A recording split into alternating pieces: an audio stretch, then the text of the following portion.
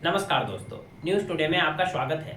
बिहार विधानसभा चुनाव 2025 से पहले ही बिहार में महागठबंधन या कह सकते हैं इंडिया गठबंधन टूट सकती है। आरजेडी और कांग्रेस दोनों अलग अलग चुनाव लड़ सकते हैं।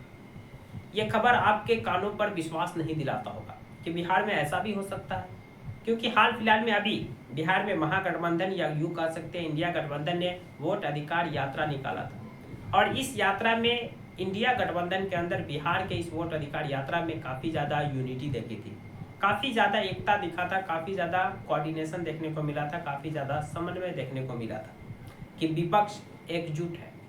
तो फिर इस वोट अधिकार यात्रा के बाद ऐसा क्या हुआ कि कांग्रेस आरजेडी से अलग रह कर अपना चुनाव लड़ने के बारे में सोच रहे हैं? इस पर हम विस्तार से चर्चा करेंगे। तो जैसा कि हमने शुरुआत में ही कहा कि महागठबंधन बिहार में टूट सकता है, यानी कि कांग्रेस और आरजेडी अलग अलग चुनाव लड़ सकते हैं। हाल फिलहाल में कांग्रेस की एक हाई लेवल मीटिंग दिल्ली में हुई, जिसमें बिहार विधानसभा चुनाव को लेकर चर्चा हुआ। इस मीटिंग में कांग्रेस के तमाम सीनियर लीडर के अलावा पप्पू यादव भी शिरकत किए, उन्हें भी बुलाया गया था और कन्हैया कुमार को भी बुलाया गया था।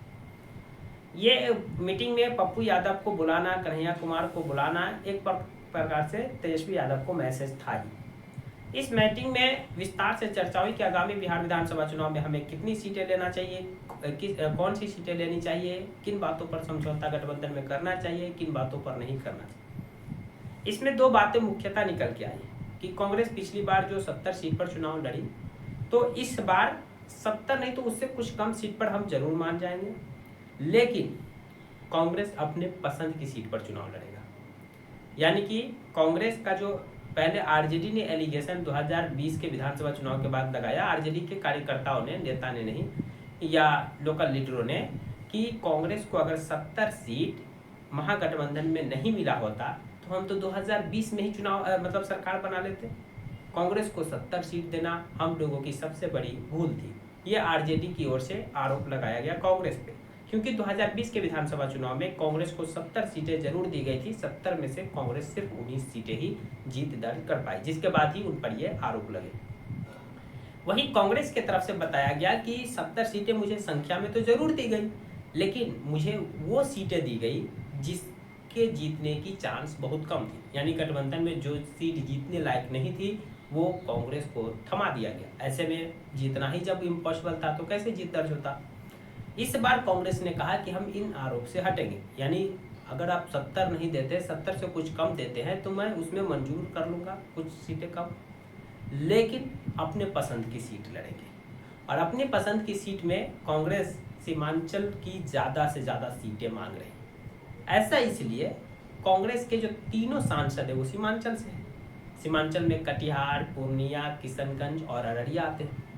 किशनगंज में कांग्रेस के ही सांसद है डॉक्टर जावेद, कटिहार में तारिक अनवर कांग्रेस के ही सांसद हैं, पूर्णिया में पप्पू यादव कांग्रेस के एसोसिएटेड मेंबर, मतलब वो कांग्रेस को पूरा समर्थन देते हैं। तो कांग्रेस चाह रही है कि, और अररिया में भले बीजेपी के सांसद है लेकिन कांग्रेस का वहाँ भी अच्छा खासा पकड़ है। तो कांग्रेस चाह रही है कि हमें 70 सीटें ना मिले, भले उससे कम सीटें मिल जाए, लेकिन हम सीमांचल की अधिक से अधिक सीटें चाह रहे हैं। यहाँ उनके सांसद भी है या, और इस जो पर्टिकुलर जो जोन है, एरिया है, वहाँ पर कांग्रेस की अच्छी काफ़ी लोकप्रियता भी है, माइनॉरिटी का अच्छा खासा वोट बैंक भी है। लेकिन आरजेडी सीमांचल में अधिक से अधिक सीटें कांग्रेस को देने को तैयार नहीं है। तो यही वो मेन कड़ी है जहाँ पर आरजेडी और कांग्रेस में मतभेद देखने को मिला। आरजेडी 70 से कम सीट देने को तैयार है, कांग्रेस भी लेने को तैयार है कि चलो भाई हम कुछ कम पे ही लड़ लेंगे, लेकिन पेच फंस जाता है सीमांचल की सीट पर।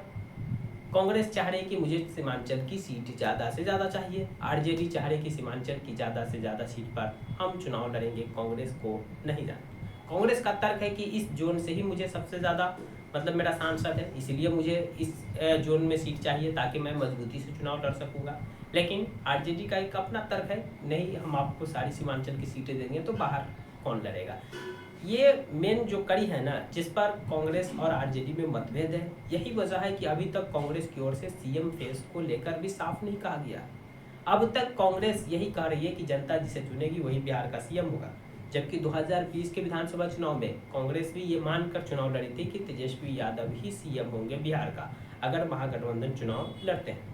लेकिन इस बार अभी तक कांग्रेस इस बात को साफ नहीं की है। कांग्रेस ने सिर्फ इतना कहा कि जिसे बिहार की जनता चुनेगी वही बिहार के सीएम होंगे। जब राहुल गांधी से भी वोट अधिकार यात्रा के दौरान पूछा गया, उससे पहले तेजस्वी यादव ने अपने बयानों में कहा था कि राहुल गांधी काफ़ी मेहनत कर रहे हैं और 2029 में उनके ही नेतृत्व में देश भर में चुनाव लड़ेंगे और उन्हें देश का पीएम बनाएंगे। तो वहीं उसी समय पत्रकार ने राहुल गांधी से पूछा कि आपके पीएम उम्मीदवार को तो तेजस्वी यादव मान रहे हैं, तो क्या आप मान रहे हैं कि सीएम उम्मीदवार तेजस्वी यादव होंगे बिहार विधानसभा चुनाव में? इस पर राहुल गांधी ने सीधा सीधा कोई जवाब नहीं दिया, घुमा फिरा कर कि अच्छा कोऑर्डिनेशन है, अच्छा समन्वय है, और इस बात को स्वीकार नहीं किया कि तेजस्वी यादव ही बिहार के सीएम होंगे।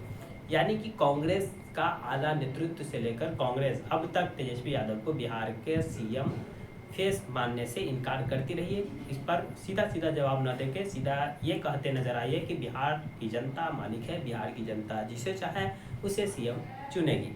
तो यही वो सबसे बड़ा पेच है जहां पर महागठबंधन में टूट हो सकता है, यानी कांग्रेस और आरजेडी अलग अलग चुनाव लड़ सकती है। और कल की एक काफ़ी बड़ी घटना है कि एमआईएम जो खास करके सीमांचल में एक अपनी अच्छी लोकप्रियता रखते हैं, तो एमआईएम के जो प्रदेश अध्यक्ष हैं अख्तर उल ईमान ने ढोल ताशे नगारा लेकर अपने समर्थकों के साथ राबड़ी आवास पहुंचे कि हमने आपको लेटर दिया, कई मैसेज भिजवाए कि हम गठबंधन में रहकर चुनाव लड़ना चाहते ताकि वोटों का बिखराव ना हो और चुनाव के बाद मुझ पर एलिगेशन न लगे कि ये बीजेपी की बी टीम है। तो लेकिन तेजस्वी यादव कई इंटरव्यू में कहते नजर आए कि हमारे पास कोई नोटिस नहीं आया, कोई मैसेज नहीं आया, हम कैसे इस पर फैसला ले सकते हैं। इस पर अख्तर उल ईमान ने कहा कि आज मैं ये फैसला किया कि ढोल ताशे लेकर उनके घर पे दरवाजे पर जाए ताकि उन्हें मैसेज मिल सके और वो बाद में ये नहीं बहाना बना सके कि मेरे पास कोई इस तरह का मैसेज ही नहीं आया। यानी कि एमआईएम भी महागठबंधन में शामिल होना चाहती है। अगर एमआईएम को शामिल किया जाता है तो फिर एमआईएम को भी कुछ सीटें देना पड़ेगा और एमआईएम भी ज़्यादा से ज़्यादा सीट किशनगंज यानी कि सीमांचल की क्षेत्र में चाहेगी। तो यानी कहने का मतलब कि महागठबंधन में सीट शेयरिंग को लेकर के पेच फंसता नजर आ रहा है।